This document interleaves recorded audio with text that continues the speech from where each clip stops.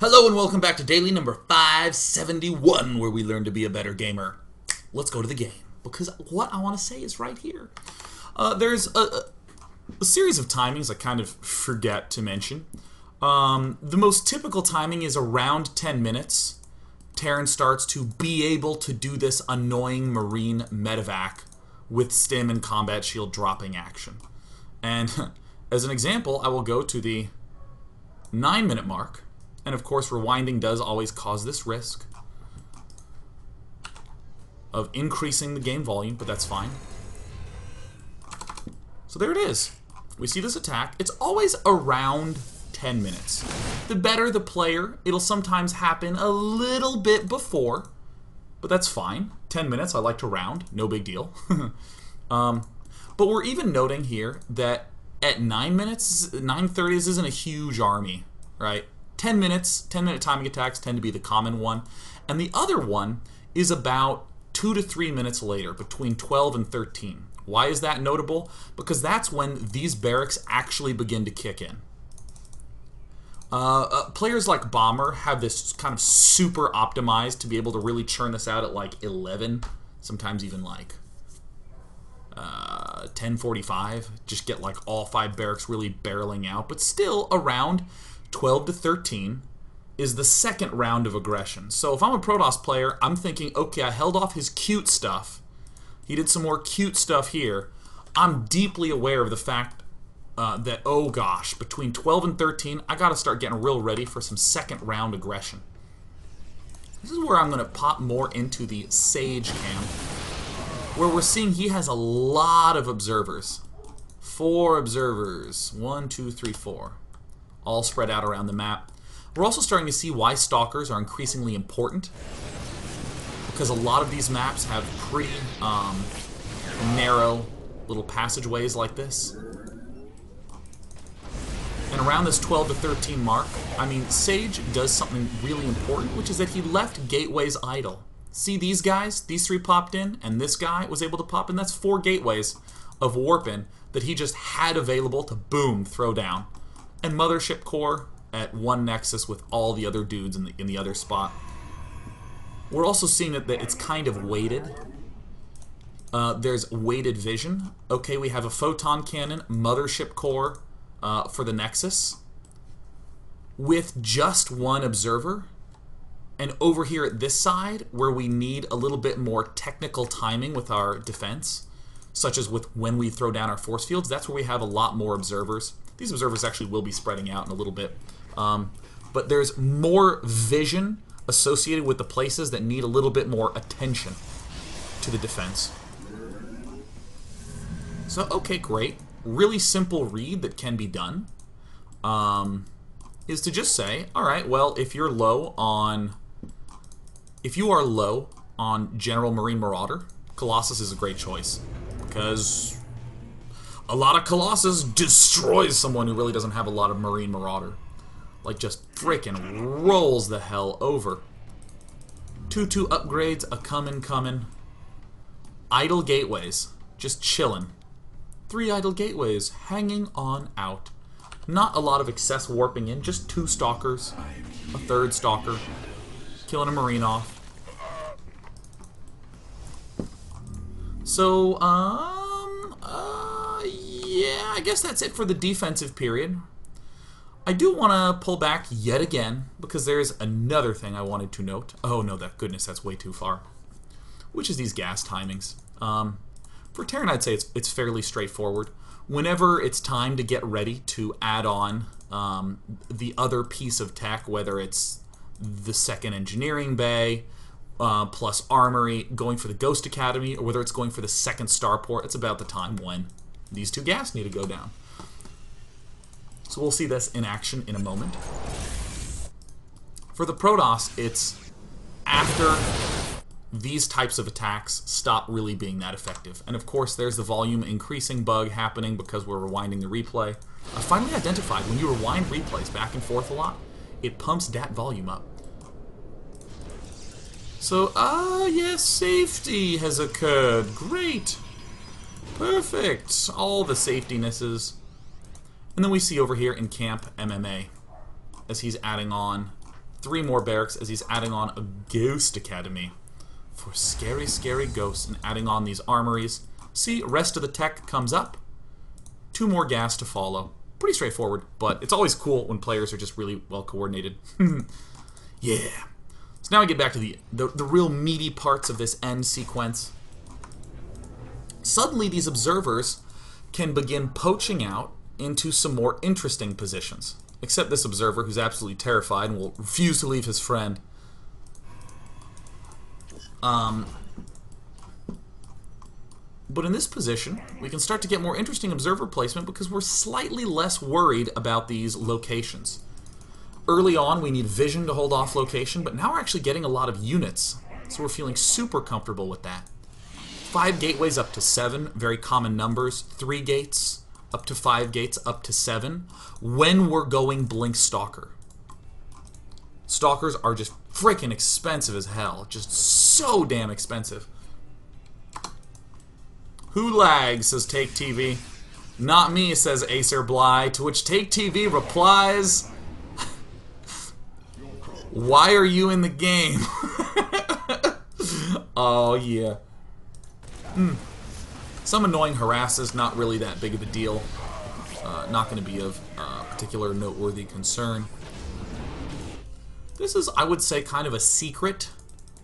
3 gateways. It's easy to just label this as, okay, 3 gateways for extra macro. But this is, I call it a little bit of a secret because this is part of an eventual goal to transition to zealots. You can't really support 2 Robo Colossus and 10 gate Stalker. But what I really like about what we start to see Sage do is that the instant he starts to get the Blink and the Colossus out, begins expanding very aggressively, begins considering doing these sorts of Warp Prism harasses. Why Warp Prism harass? Because the more aggressive our opponent is at the front, the fewer units he has back in the main.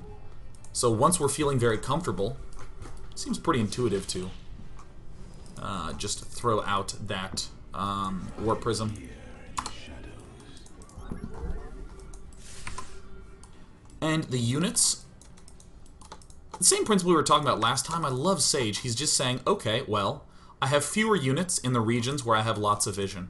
And I have the bigger bulk of things where I don't have vision.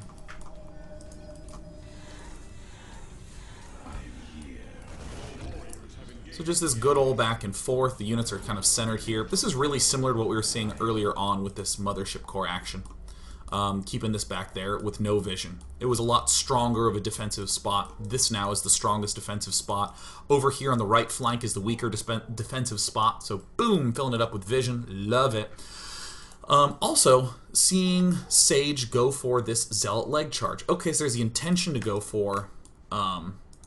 there's the intention to eventually go for the Zealot Archon, or at least to begin incorporating that. But we're seeing Sage be broke. And I just honestly like that he starts advancing with this heavy Stalker Colossus force, which is fantastic, unless our opponent has a lot of Vikings. If there are a lot of Vikings, no problem. Sage would just begin adding on these, but Sage, I think, just smartly identifies these Vikings are not particularly high in number, and he just obliterates them really quickly. And now these 3 Colossus are doing like 1 billion Colossus worth of damage. Like, that makes sense. And I just continued repeated warp-ins somewhere. Yeah, there they are. Continued Stalker warp-ins. And can't actually afford these extra gateways. This is why I was saying that 7 gateways is about normal on 3 base. You know, including getting upgrades and pylons and stuff. But from Sage's point of view, I mean, he just got in one pretty favorable engagement and bam, instantly started coming out. And the Warp Prism, no need to harass. Stalker Colossus works better in one big pack. So he'll just go here and continue to reinforce the big pack. Zealot speed, all the goody goodness.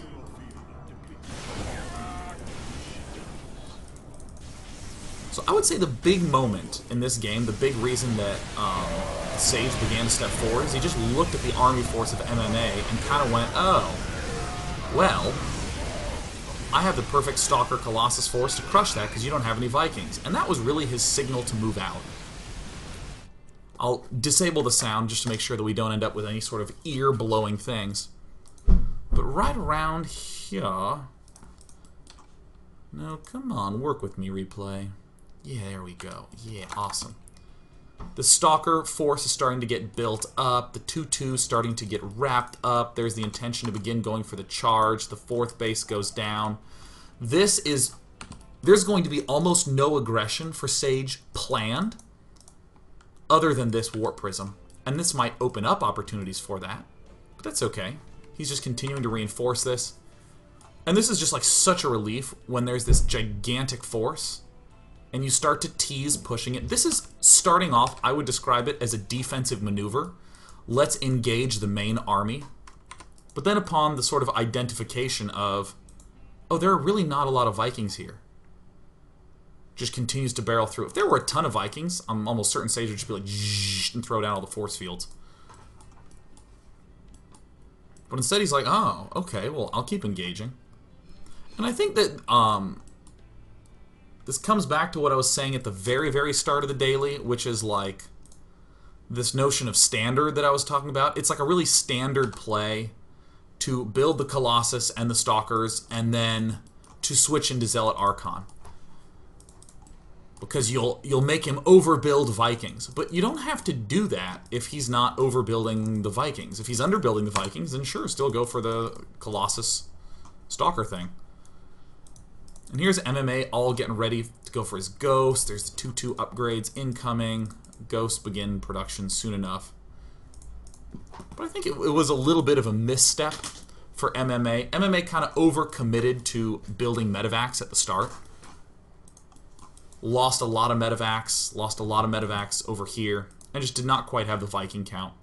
So, I mean, it's kind of like a deceptively simple statement that MMA didn't have enough Vikings, which is why he lost, but you can see that it's easy to slip into those motions. Easy to go, okay, well, now I'm going to begin getting Ghosts, because that's the next part of this transition. Alright, cool. When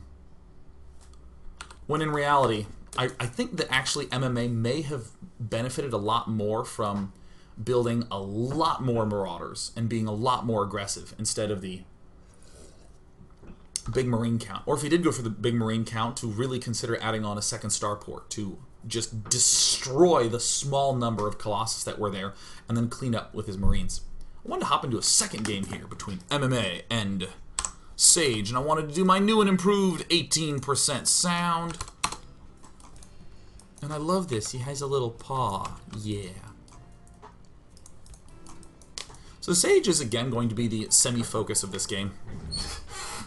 Of course, want to talk a little bit about MMA. MMA does a brilliant defense for this offense, which I like a lot. Already begins planning it by throwing down his first supply depot at the ramp, with this SCV heading right on out. Usual good timing. I like. On this map, as the Protoss player, it's a real pain in the ass to deal with early pushes from fast units, like regular Hellions are annoying. Reapers are particularly annoying because they can come in from this angle or any of this ridge. It's pretty difficult to get a third base other than this one. This one can be kind of a pain in the ass because it's just so droppable. Both of these, I think, are acceptable third bases. But so there's MMA going for this location. It's the most out-of-the-way scout for the Protoss. MMA smartly building it so that the SCV has, or so this building has something blocking it on one side. It makes it a lot easier to protect this here SCV. So MMA, I'm just going to note right away, is he's just going for the Reaper. I don't care too much about the exact timings. What's going to go down in Sage's base is what I really care about. So what I want to look at in the early game is the way Sage defends this and how he manages his economy. And also how MMA follows up this attack. Instinctively, I would say if MMA is going for Reaper, he must do a gas-focused follow-up, i.e. Factory.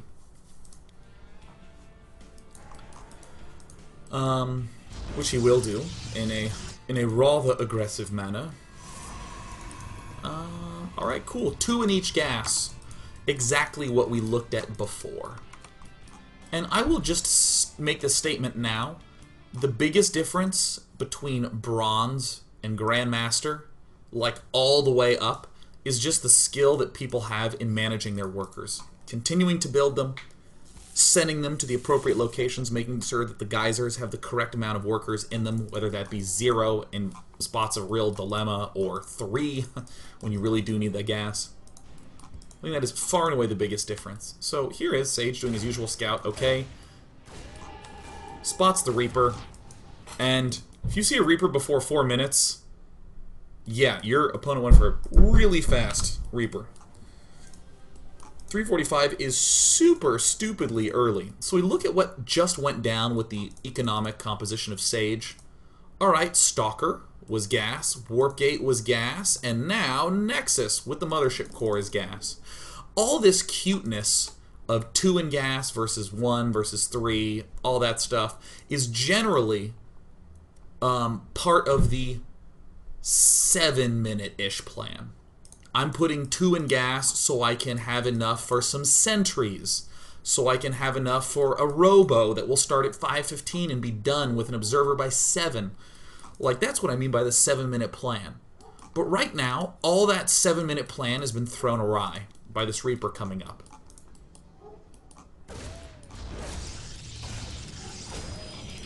So we see this, obviously, annoying harassment. 3 in this gas, 2 in this gas. And in a moment, we're actually going to see Sage make some significant adjustments to these assimilators. One thing I wanted to just take a brief break and note is that, yeah, MMA has gotten 1 Reaper out. He's about to have 2. Back in the main base, instantly built just 1 barracks. And now is preparing to go for a proxy factory. This 1 barracks, you heard me say, MMA really needs to have a gas follow-up in this game. Yes, he really needs to go for a factory, because if we're devoting to a refinery this early on, we better use it. And he does. But this little barracks, he slips in here. Notice that he hasn't ended up with some huge surplus of gas, but this is going to be a big defensive tool in a minute. So again, we're going to look at the defensive MMA in a moment, and we're also going to look at the worker adjustment of Sage in a moment as well. So these Reapers pop up, 2 of them, to continue to be as annoying as frickin' possible. And immediately Sage identifies that he has a lot of gas, doesn't really have a clear way to use it, pulls all of them out of this assimilator, leaves only 2 in this assimilator. Goes for a second Stalker. Why a second Stalker? Well, it makes perfect sense. My opponent just did a gas-focused thing. It's highly unlikely that he's going to go for some sort of... Oops. Oh, it was on. My bad. It's highly unlikely that MMA is going to be going for some sort of barracks-based follow-up. If he does, it'll just be weak and terrible. He's likely going to be going for factory, so I'll need Stalkers to deal with the fast Reapers. Sentries aren't going to be a good choice. So still just 2 in the gas. And then this usual snapback aggression. Now this is one thing that I just have just huge respect for MMA.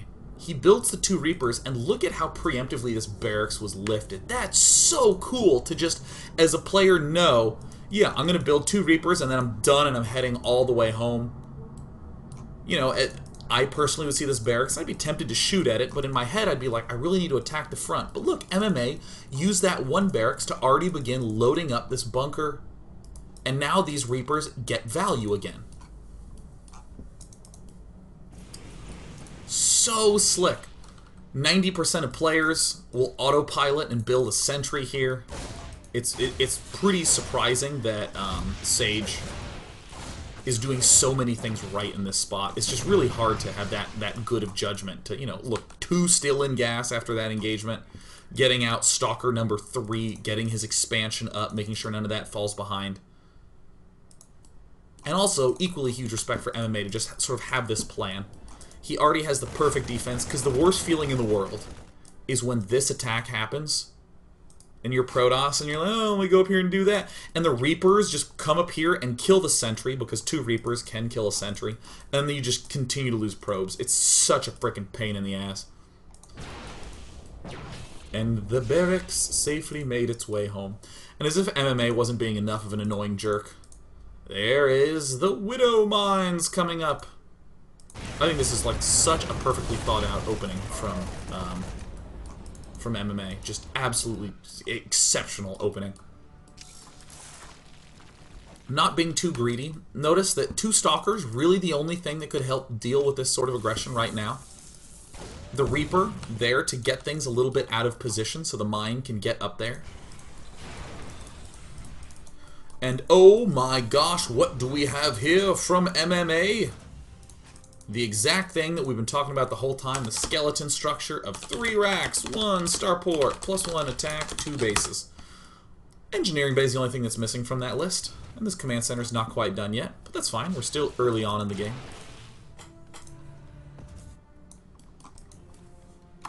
Alright, continued Widow Mine production. Doing this sort of thing, being a jerk. And where is the other Widow Mine located? I guess it was killed? Oh no, there it is. I found it. Guys have done my job properly. Yeah.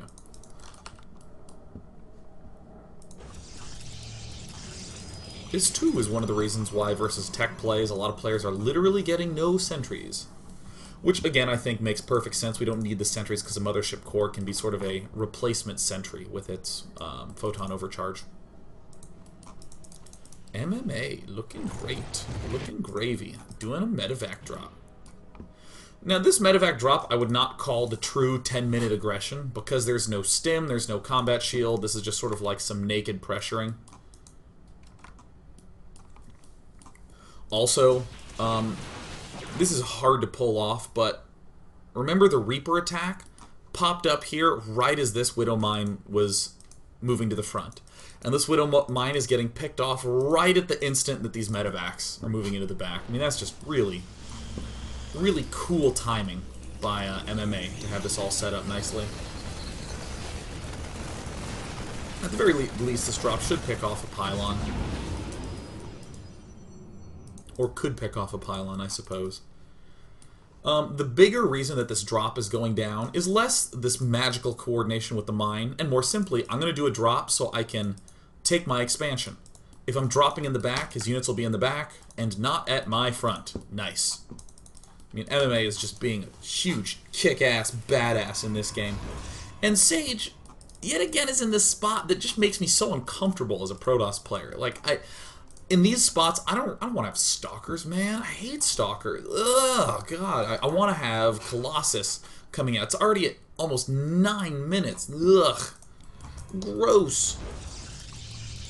But under this intense sort of gas-based pressure, Sage delays his own gas, which I think is really, really, really slick. Delaying his own gas, focusing on non-gas type defenses, because he doesn't want to get himself too gas-starved. And then he's going to poke in here and see the usual setup. Stim, combat shield. And what did we say was the magical time where that Marine Marauder medevac aggression could really kick into gear? About 10 minutes. With some builds it's later, with some builds it's earlier, but that's about the time we work with. So yet again, double forges, because my opponent is unlikely to be able to attack me right now. 10 minutes is about when those things can begin, but we have an observer here to be able to check and monitor exactly that. The Robo facility, because these Marine numbers can begin getting high. And I think it's a reasonable question to say, well, why in the last game did MMA not build a Robo? He just went double forge, and then he expanded. The answer is, if we look in this units lost tab, there's really only been 5 units lost. Some mines, some Reapers, and I think 1 Marine here. Yeah. Sage has not really killed off that many Marines, and in fact, Sage has seen a good number of Marines get produced, so there is very likely a pretty comfortably sized Marine army somewhere on the map. So, he really does need this Colossus to be able to face that. In the last game, Sage was killing off a lot at the front. He picked off a medevac, picked off some other things. So since he's not at that comfortable of a position, as he was in the last game's early game, no problem, just going to stick with the Forge. Also, I think this map's a little bit bigger of a bitch to deal with multi-pronged attacks on, so I don't think there's anything wrong with going for these 2 Forges. But yeah, tons of probe production. 47 probes, I think the real hidden winner in this game. I see a lot of Wings of Liberty builds involve you saving up 75 chrono boost on each Nexus, so it's like just blasting them out. It's almost a much simpler situation here, where there's really no chrono boost saved up because all the chrono boost has been devoted to going for probes. I'm trying to see the next place he does the chronos. Yeah, there's the forge. Just a gentle slope on that. And I don't think I have that much more to say about this early game phase of the game. No, yeah. MMA just taking his third. As I always like to say, the most important aspect to any and all strategies is when players are taking third bases. If you are a barcode player Sage and you see the third base going down, you know that there's going to be a particular limitation on that aggression. Yeah, and if you see him not taking the third base and just adding on, like if Sage went in, or if I were Sage, if I went in here and saw 2 more barracks down at this point in time, and had a pretty strong indication that he was not taking his third, I would just add on 3 gateways and not even really worry about taking this expansion. But this is a pretty comfortable move. Still sticking with 5 gateways, not overbuilding gateways. 6 used to be very common. Or even 7 if there was a transition planned to faster Zealot Archon. But in this position, we kind of know we're going Stalkers. And in particular, Stalkers with Blink.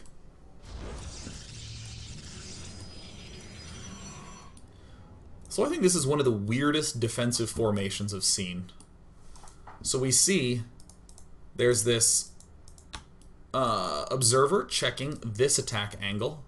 This attack angle we don't even have covered at all with vision. We have the drop angle covered with a lot of Stalkers. And at our front, we have just a few Zealots. And I think these 3 sentries are another key piece to Sage's setup. He gets them just around the time that he's getting the forges.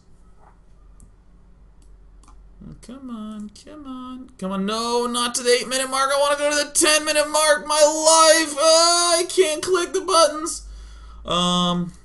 Yeah, I think this is the last thing I'll note. Double forge goes down. All the setup for all the upgrades go down. Observers coming out. Oh my gosh, we've had almost no expenditure on really juicy, gassy units.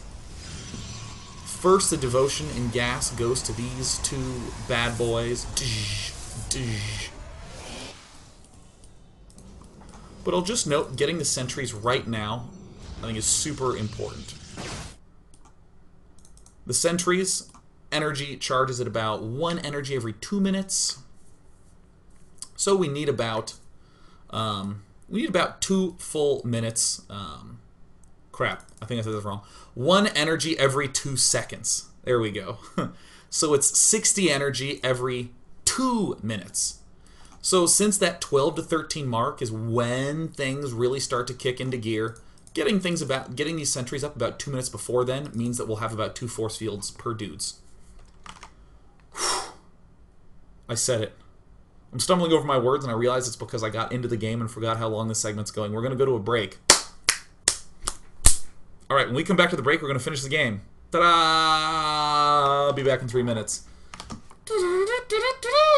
Break screen.